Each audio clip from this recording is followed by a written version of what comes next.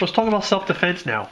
There are several things in here that I see you can use for self-defense. First, you've got your whistle. 3 blasts is a universal distress signal that you need help. So if you're in trouble, have that whistle. And this is a very, very loud whistle too. So you've got that. You can use the paper clip here to pick a lock, and I'll show you one way, which is not that bad for kids to know. And I'll show you that right here. Hold on a second. So there is an easy way to unlock an interior door. This is my office right here, and I've locked it for you. You can see it's locked. And they come with these little keys, but in a scenario where you're trying to escape somebody or something like that, or to hide or wherever, who knows for what reason why, but if there's a door or a closet or something like that that's locked, you want to get in there and hide it, and you don't have one of these keys, all you do is you just take your paper clip and you unfold it just so you get that straight edge, and now you can then use that and you can pop that lock open, and there you go. There it is, simple as that. Some more self-defense stuff. I'm going to teach you right now how to make something that's pretty cool. Most people have not ever heard of this before. Most people know what a slingshot is, but almost no one has ever heard of a sling bow. And what it is, it's like a bow and arrow, but instead of the bow part with wood that bends or fiberglass that bends, you get the propulsion and the spring from something like rubber. So we're going to use our balloons for that. Here's how that goes together. We need about 1 foot or maybe 18 inches of our dental floss. Just cut that off right there. We need 2 balloons, assuming you haven't cut them up and used them for other stuff for your kit. And we've got 2 small round pebbles from outside. And we're gonna do something with this pebble. This is called using it as a lock stone or a button stone. We drop it in to the bottom of this balloon here, and there it is. And we're gonna wrap this floss around it, super tight. And that gives us a point to grab our balloon with, and we're going to tie that off. So it looks about like this. There it is. We've got that balloon. I'm going to tie it off 2 more. Just no crazy knots. You don't need to know knots for this. Just overhand knots like the first half of when you tie your shoe. That's fine. Doesn't need to be anything crazy. And that's on. Same with the other balloon. Drop that pebble in there. Work it down to the bottom, get it centered, grab it. There's the pebble. Now I want to tie this on to this balloon about 1 inch from the other one, from the other balloon. I'm going to wrap this around several times, get it nice and tight. And we're going to tie this one off as well.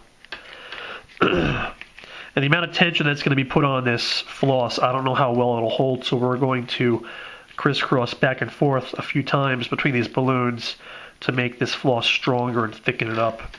So we're just going to do like a little figure 8 pattern here. So here's what we're going to do. We're just going to go around that one, and then around that one. Make sure we get all the way around it. And then around that. And now I'm going to tie it to connect all those pieces together. Just going to do like one simple overhand knot. I know this is probably kind of hard to follow, but you'll get it in a second. Do one more overhand knot. What this does is this gives the arrow nock something to grab onto, and by adding more strands to this, it multiplies the force that this can withstand. So it's not going to snap, hopefully, when we use it to launch our arrow. So now I'm just going to tie it over here. I'm going to do like 2 overhand knots over here. It's hard trying to like see what I'm doing while I'm looking through the camera, making sure this is lined up for you guys. It's a pain in the neck, but I'm going to deal. Alright, done. So I've got an arrow here. This is one of my arrows from my compound bow I just grabbed. And this is, I know you might not have an arrow, we'll get to that in a second. This is the nock of the arrow, and that fits right in there in the nock. Okay? So just so you know how that works. Now for this arrow, this is a carbon arrow, a very, very nice, expensive arrow with a field target point on it. I know you're not going to have an arrow in a survival situation, I understand that, but just to save time, I'm using this, but how easy, and it's easy, I know how easy it is, I've done it, how easy would it be to take a pretty straight stick you find outside, use this to cut just a little groove in the end of it for your knock, no fancy shaping like this, just a little simple little groove. Take your Band-Aids, stick them on here so you have some fletching. All you need is something to catch the wind to create some drag to keep this in the back. And all you need is to have this front be a little bit heavy. So you can just wrap, some kind of weight, or you point this or wrap some kind of weight with your dental floss around the front. So you want the front to be heavy, you want the back to create drag, and your arrow will fly straight. You don't have to worry about it spinning, any of that stuff. This is a survival quick arrow, and that will work for an arrow. So now, our sling bow contraption is done. I'm going to take you outside to show you how to do this. It's going to be cool.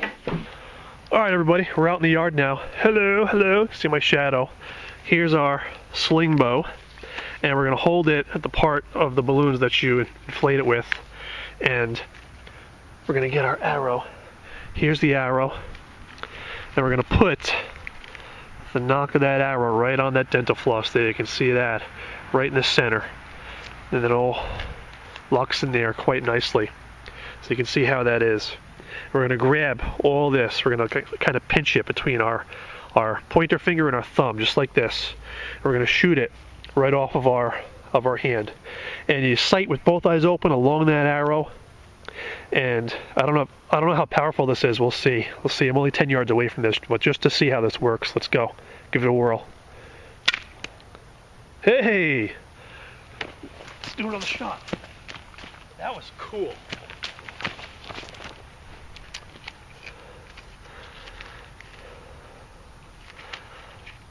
Here we go. Oop. Shot number 2.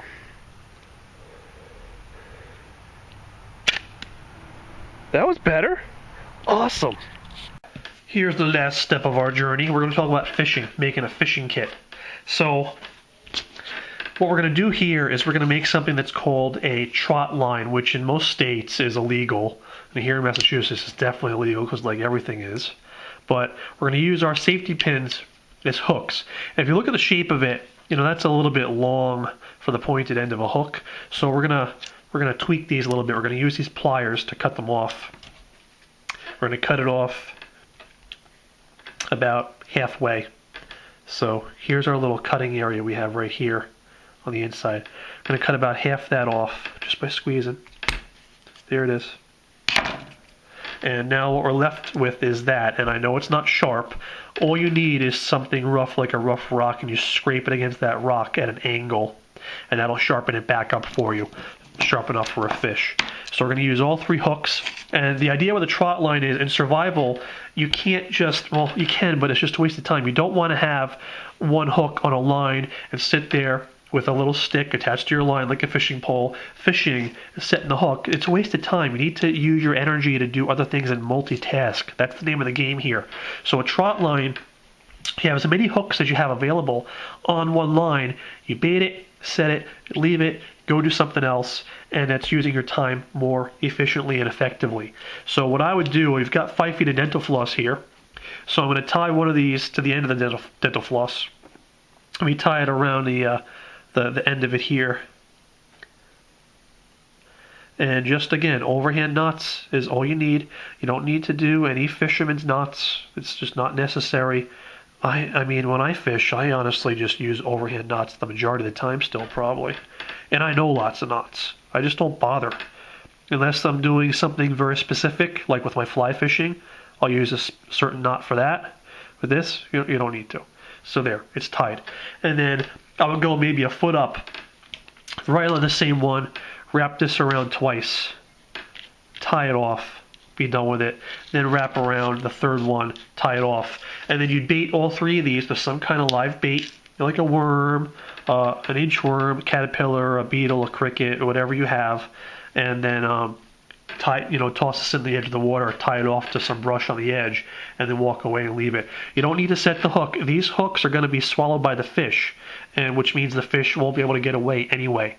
so you don't need to be there to watch and to set it and all that stuff. Hope you guys enjoyed all the really crazy stuff we were able to do with this kit here. If you enjoy this, if you're kind of into this and stuff, you can take this kit idea, tweak it, make your own, add or subtract things in there. You can also maybe take all the things I put in this kit, try them out on your own, and come up with other things you can use them for. And maybe we can get a whole conversation going below. So you can put your comments below, and maybe we'll get a whole conversation going on even more, because I know there's got to be things that I didn't think of or things I forgot to tell you from this kit. Hope you enjoyed this. I had a lot of fun.